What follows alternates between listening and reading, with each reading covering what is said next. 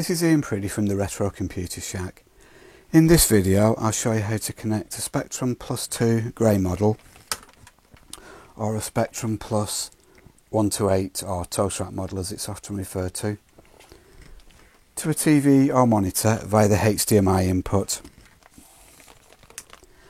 To do that you'll need my RGB SCART lead and this low-cost SCART to HDMI converter. Okay, let's connect everything up. Connect the DIN plug end of the SCART lead into the RGB output on the computer. Then connect the short sound lead to the sound socket. That just passes the sound through to the TV, so if you don't connect that you won't get any sound output. I'm going to also connect this Enjoy Pro interface just so I can load a game up quickly.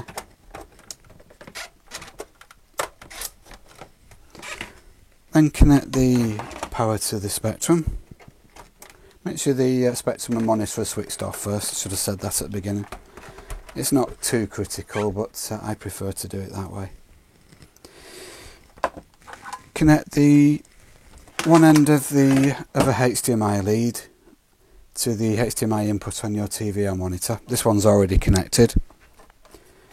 Connect the other end of the lead to the HDMI video output on the video converter. Connect the other end of the SCART lead, the SCART plug, to the SCART input on the converter. And finally connect the power to the converter, which just goes in there.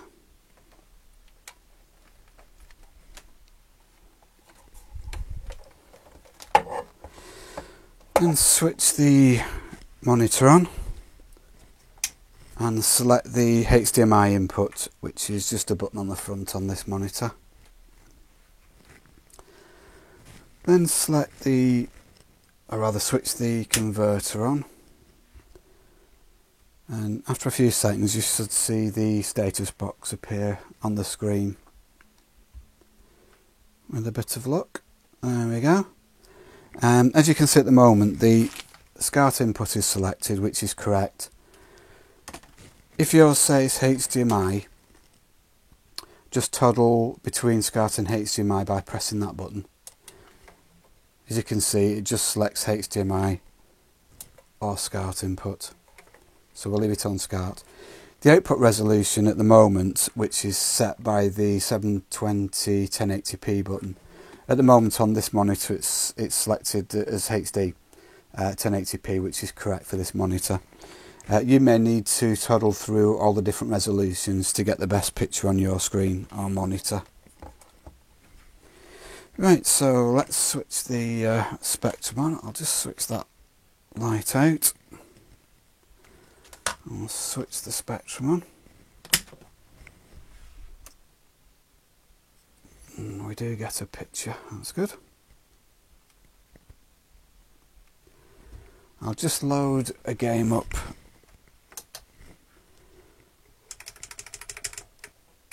And we can get a better idea of the quality of the picture.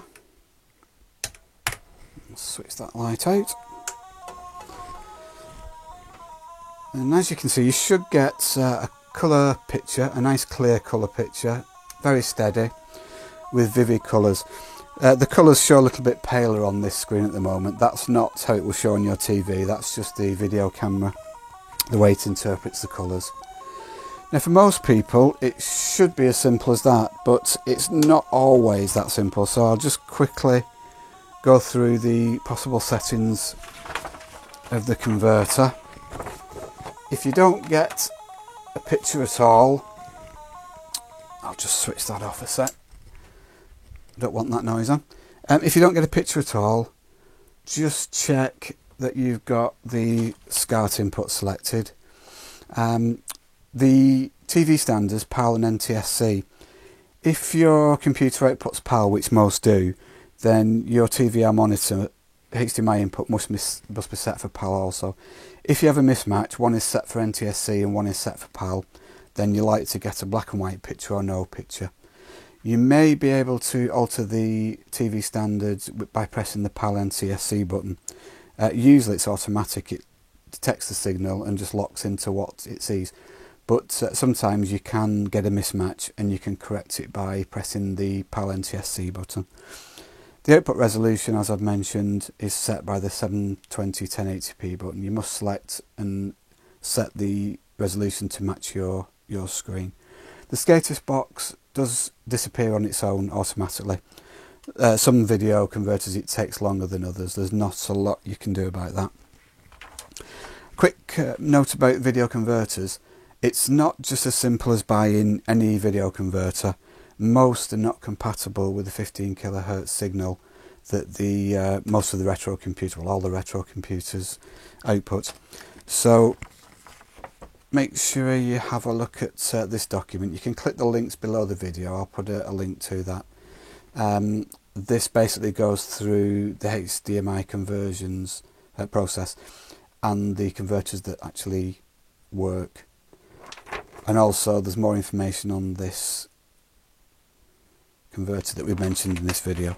You'll be able to click on the links below the video to download that. As you've probably seen at the bottom here, all my RGB SCART leads are also compatible with these professional video converters, which are designed specifically for retro computers and games consoles. They're a lot more expensive, but they are professional and they do give superb outputs. More aimed at the serious enthusiast that's got lots of computers or games consoles and needs to set the menus and settings up to get the best picture. I'll just show you those for those who haven't seen them. Switch that light on again. That's the RetroTink 5x SCART.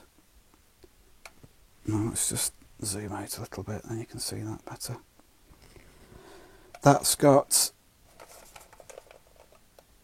RGB SCART and composite video SCART. You've got, why is that not focusing very well?